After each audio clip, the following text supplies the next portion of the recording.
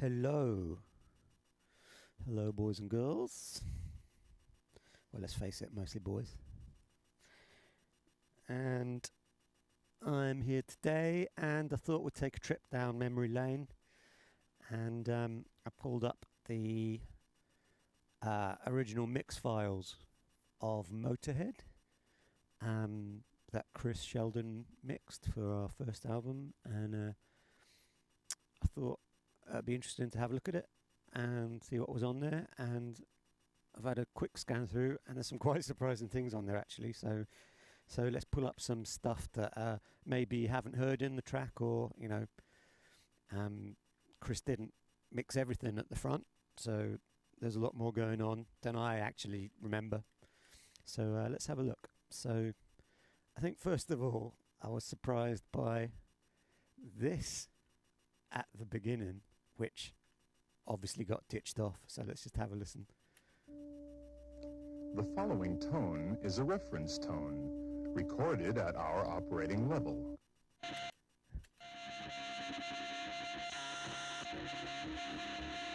So that's how I originally wanted the record to start. And this is a sample from a Captain Beefheart song called Yellow Brick Road, which is on, I think it's on Safe as Milk, which was like the first Captain Beefheart album.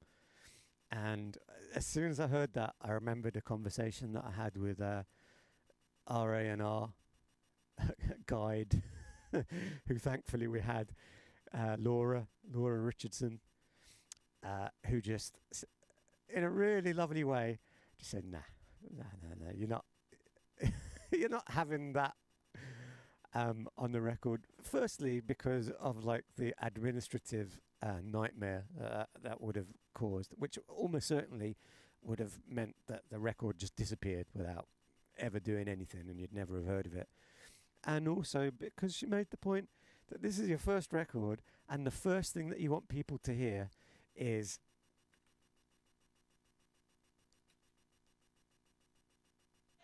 this, because then they know what, kind of sets the stage. So let's carry on.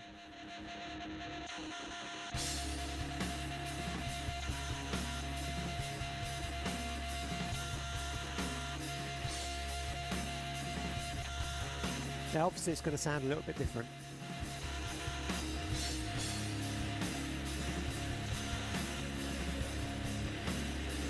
Now, I want to show you something here. This is a little trick that I do. In fact, I'd completely forgotten about this until I pulled up the files. So, quite often what I would do is to make my guitar sound even bigger than they actually were, was just record like some white noise coming out of my guitar amp. That's just sounding my amps up really loud.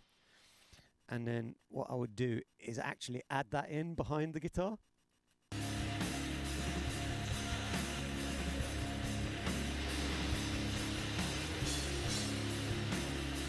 You hear how it just fills it up? So, off. So that's a little trick that I used on quite a lot of the records, but I kind of stopped doing it, but I might start doing it again. So as you noticed there was a gong, which I forgot was on there.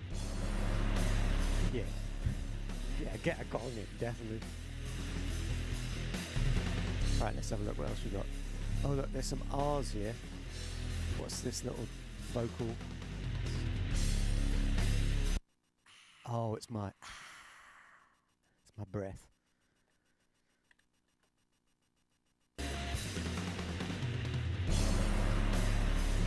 Yeah, so do you know what? I know exactly what's happened here. I think Chris has decided to not use that and just use the breath instead.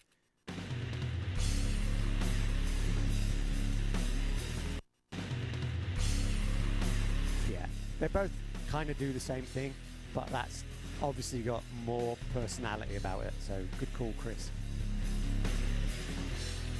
Maybe there's a gong later as well.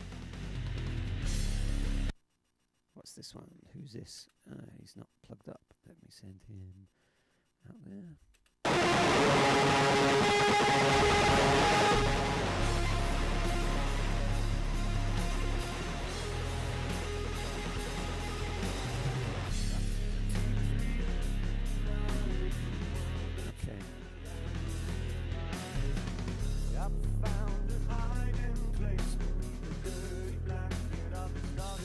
So here's the vocal.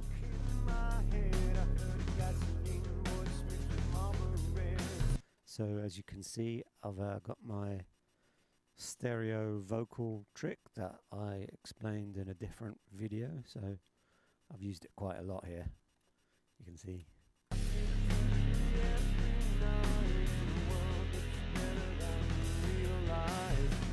I found a hiding place beneath the dirty blanket of the started veins, yeah. And there's music in my head. I heard a gasoline voice mixed with Marlboro Red singing. So you can hear it coming in. But you would never have it that loud. You would just have it just to tickle your ear. Okay. Let's have a look what else we got.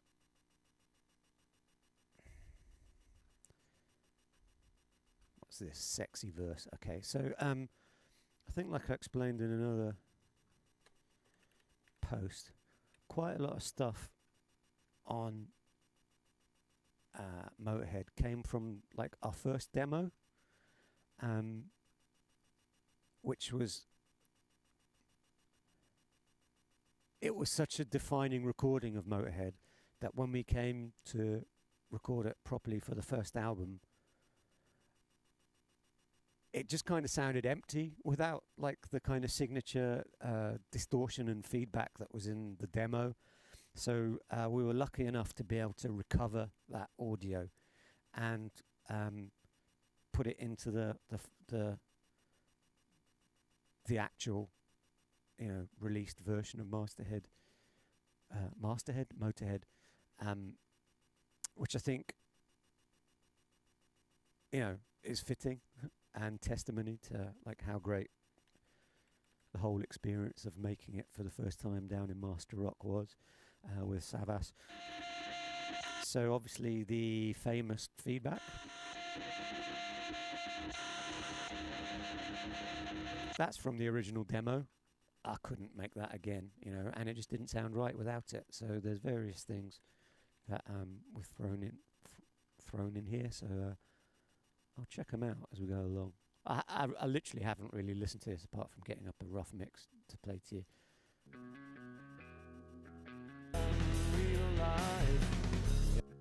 So this is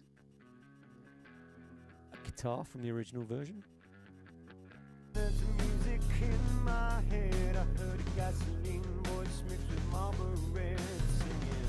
Pick up your head again if you want it. And I've mixed that in with a new version, a new guitar. Yeah. Nobody must keep you down. So.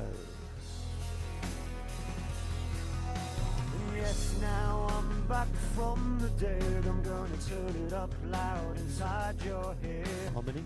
With the sound of many days when we could feel the cheap drugs squeezing through our veins. Like a million girls and boys, I'm just another grainy brick in a wall of noise. I really missed you yesterday. Well, and just for a moment, something was reeling me.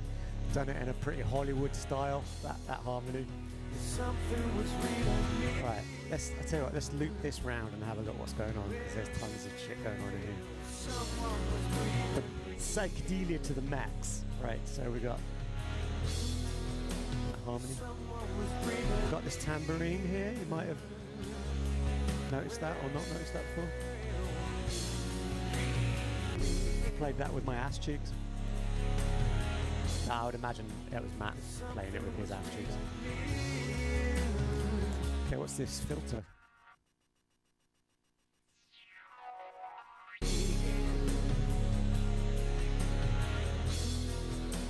Someone was breathing me.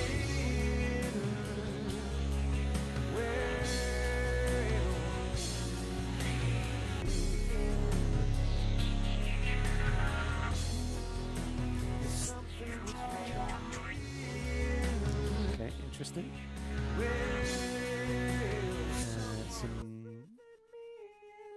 Some highly tuned falsetto.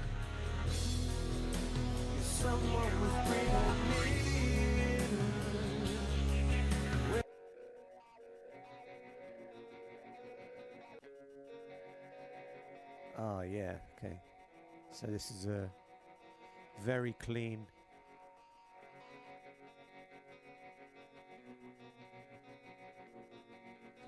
DI guitar.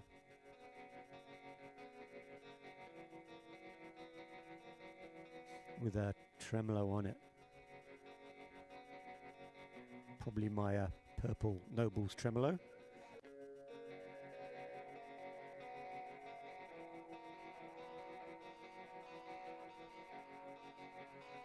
Okay. Yeah, that sounds good.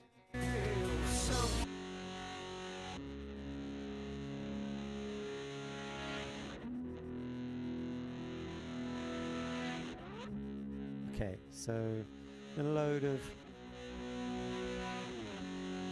backwards guitar. So this one I've probably recorded by just playing the chords in the wrong order and then reversing it. And then this one I can see is kind of cut up, so I don't know whether I've just done that to put it in time. Oh yeah. Okay. What else have we got? Oh, here we go. Got some keyboards. Oh yeah, that's nice. And then the synth bass to fatten the bottom end out.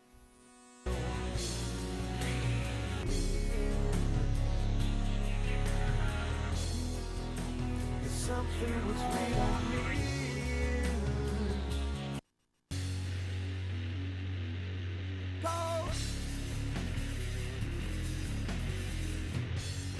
Okay, I'll be honest, listening to this, the guitars sound fucking horrible. So quite how Chris Sheldon has managed to make them sound so good is testimony to his skill. Because certainly compared to the actual quality of the sound that I would insist on now, this is not great. Yeah, and that's pretty flat. Okay, well, we've got some Aerosmith style reverse cymbals. I'm genuinely surprised how much shit, how much I do remember that on the first album, did a lot of production, and a lot of programming on the computer. It's interesting. Like my style now, I just wouldn't do this much at all. But maybe that's a charm of the first record.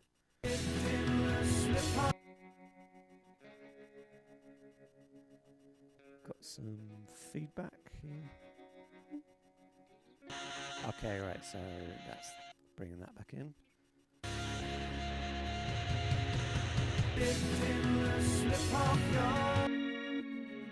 Oh yeah, classic Space Station.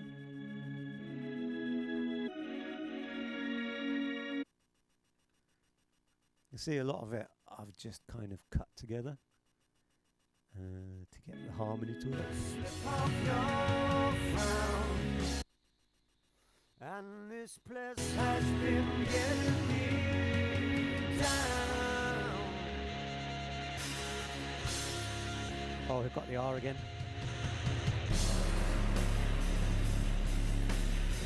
Oh yeah, and the gong.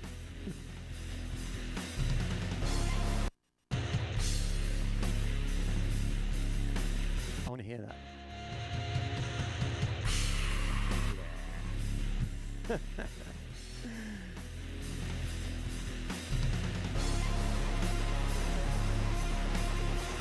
Probably would have been smoking a big fat joint as well when I did that.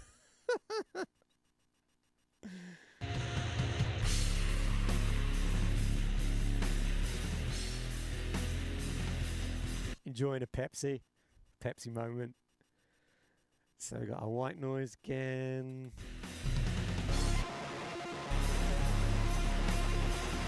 This is the bit that Steve DeRose would always do when we were playing it live, and he'd spurt his, he'd take a big mouthful of beer, and then just at that bit where he comes in, he would just spray it up in the air like a big Heineken fountain.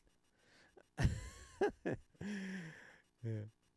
It's not very hygienic though.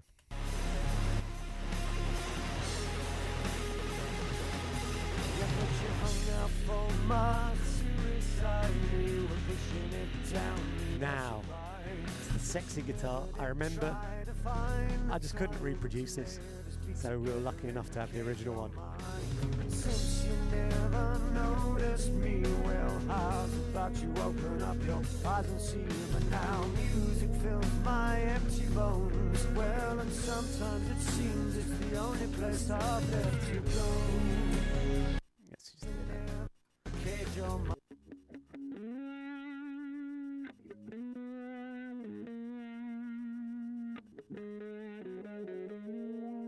Oh, that's the original one here. Yeah, okay. It says original sexy wah.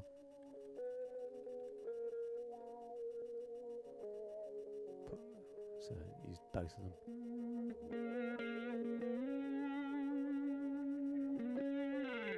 Yeah, you can hear that the second one just doesn't sound anything like this one.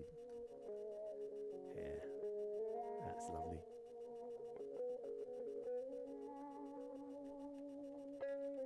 It's just got that kind of burnt lo-fi kind of vibe about it.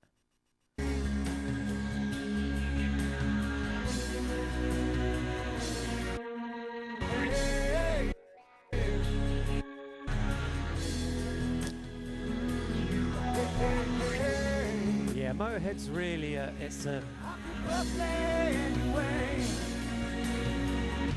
an exercise in layering. Like the chorus is just so deep, so it's like it's got so much kind of projection back into the horizon, and then like the heavy parts are just like really like just here right in your face.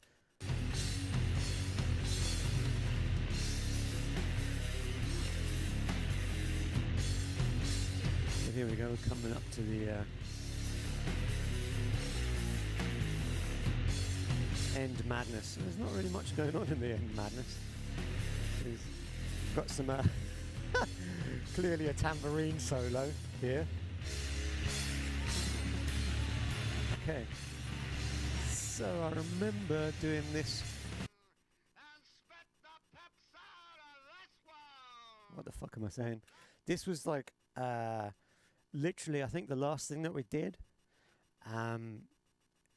in the studio when we were doing the demo, and I just thought, oh, I'll just go into the vocal booth and just do like some ranting, you know, just to be another texture in the melee of a kind of distortion and feedback. So let's just see what I'm saying.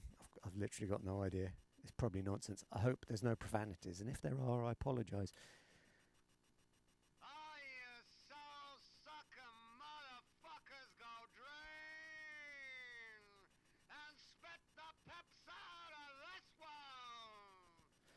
All you soul-sucking motherfuckers go drain and spit the pips out of this one. I'll translate for you. Like the happy sounds of children snap the legs of small creatures. I don't know why I'm talking like I'm some fucking like the Joker or something like that, but maybe that was in character. What can I say? I wouldn't perform it that way now. as a man.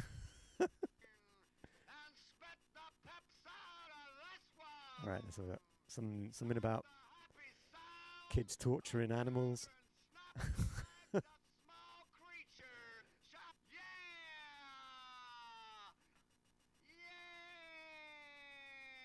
I'm sensing extended years, looking by the waveform.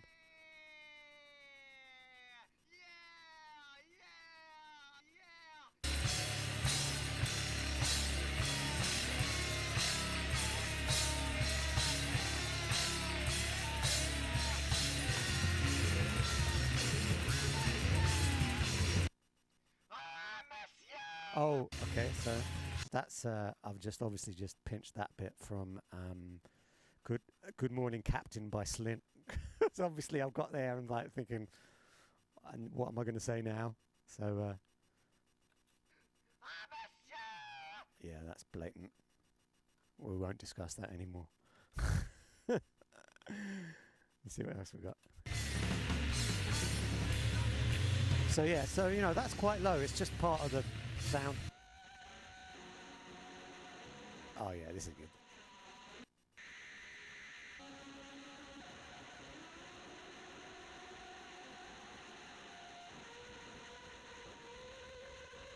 So this is just chaos in the live room.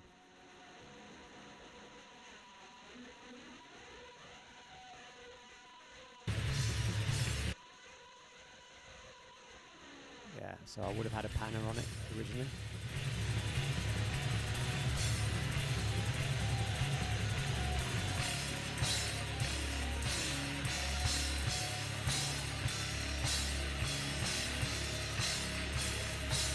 There's that tambourine.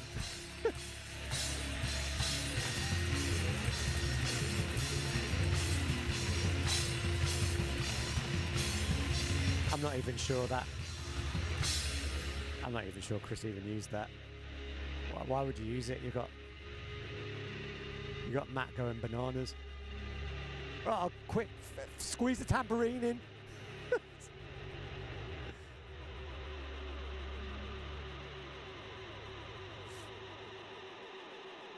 Okay. Well, that was pretty enlightening. That's actually given me some ideas for approaches in Gargantuan.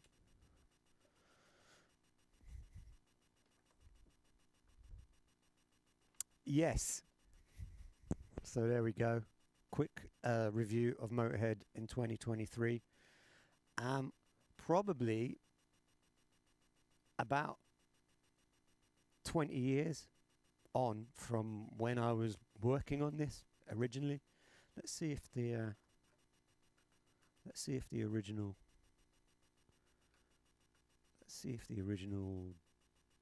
dates are up.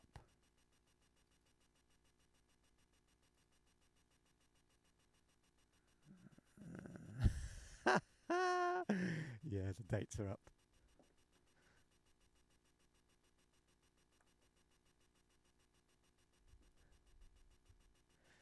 Yeah, so I don't know if you can see here. So 2003, so pretty much 20 years ago, I would have been working on this. This is obviously, these are the final files that I sent to B when we started mixing the record. So I can pretty much guarantee you that 20 years ago today, I would have just been working my balls off, getting all, not only this song, but all the other songs kind of ready and in some kind of order so that Chris Sheldon could mix them. So interesting stuff. But yeah, it's good to put my journey over the past 20 years in some context. I think this is great. I think there's some really inventive stuff in here that I was just kind of doing for the first time, and techniques that I was just kind of figuring out, and that I still use to this day. Maybe I wouldn't be quite as dense with like what I do now, but I think that was probably more out of just wanting to make sure that there was enough. Like I know that I knew I wanted a big sounding record, so I guess just from not having the experience of making records and understanding that sometimes actually having less is more. I've just put as much on here as possible. I kind of remember the same thing happening when we made Insider, and I tracked all the guitars like 6 times to make sure that it was big enough. So that was the commitment to rock, manifesting itself in intent. Okay, so I hope that was interesting for you, and maybe we'll pull up a few more of the tunes and have a look at them as well. Definitely interested to have a look at Airborne, maybe Post Acid Youth. What else? Neon would be good to look at. UFOs, obviously. Yeah. Anyway, see you soon.